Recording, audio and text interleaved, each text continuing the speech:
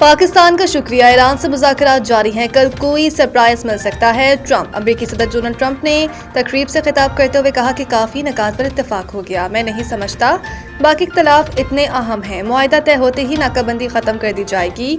Iran जंग में 100% अहदाफ हासिल कर लिए गए। डोनाल्ड ट्रंप ने कहा है कि ईरान के पास कभी जौहरी हथियार मौजूद नहीं हो सकता। ईरान अमेरिका को न्यूक्लियर डस्ट हासिल करेगा। तबाह किए गए जौहरी प्लांट की बाकियात भी वापस लाएंगे। किसी माली लेन देन का सवाल ही नहीं पैदा होता। उन्होंने मजीद कहा कि नेटो की जानिब से कॉल मौसूल हुई, हमें नेटो की ज़रूरत नहीं, इनको हमारी ज़रूरत है। कोई ज़हीन शख्स व्हाइट हाउस आ रहा है। अमेरिकी सदर ने पाकिस्तान से ज़्यादा तशक्कुर किया। वज़ीर आज़म शहबाज शरीफ और फील्ड मार्शल सैयद आसिम मुनीर की तारीख में बोले, दोनों अजीम शख्सियात हैं, मैं इनका बहुत शुक्रिया अदा करता हूँ। सदर ट्रंप ने एक बार फिर पाक भारत जंग समेत 8 जंग रुकवाने का तस्करा करते हुए कहा कि मैं अमन पसंद हूँ। पाक भारत जंग रोककर 35 से 50 मिलियन लोगों की जान बचाई।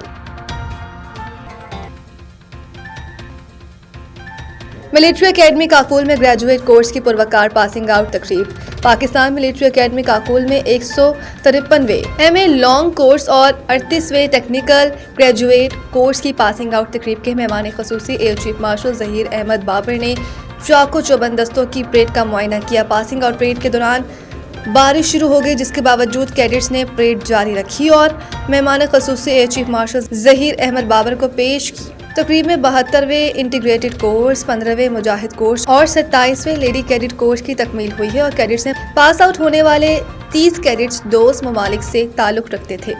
श्रीलंकन लेडी कैडेट नाइनी और मिलेनियन भी कैडेट्स में शामिल हैं। इराक, फलस्तीन, कतर, मालदीव, माली और नेपाल के कैडेट्स भी पास आउट होने वालों में शामिल हैं। एयर चीफ मार्शल ने हैदर कंपनी को परचम अता किया और हैदर कंपनी को कायदे आजम बैनर से भी नवाजा गया। कैडेट बिलाल नसीम को एजाजी शमशीर से नवाजा गया। Senior under officer Bilal Naseem को एजाजी शमशीर दी गई। Senior under officer battalion Mohammad Saad Musa को सदारती तलाई तमगा अता किया गया। कैडेट मसूद रहमान को chief of army staff marksman award से नवाजा गया।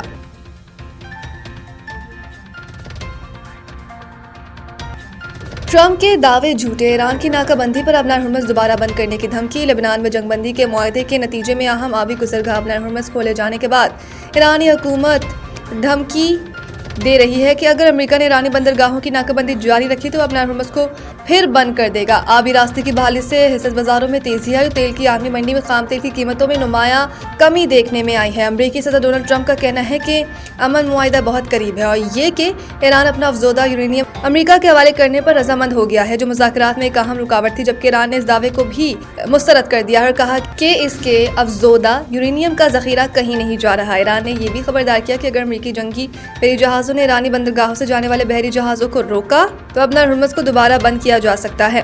पार्लिमानी स्पीकर मोहम्मद बाकिर कालिबाफ ने एक्स पर लिखा कि नाकाबंदी जारी रहने की सूरत में अबनार हुर्मुज़ खुली नहीं रहेगी। इस आबी गुज़रगाह से गुजरने के लिए ईरान से इजाज़त दरकार होगी।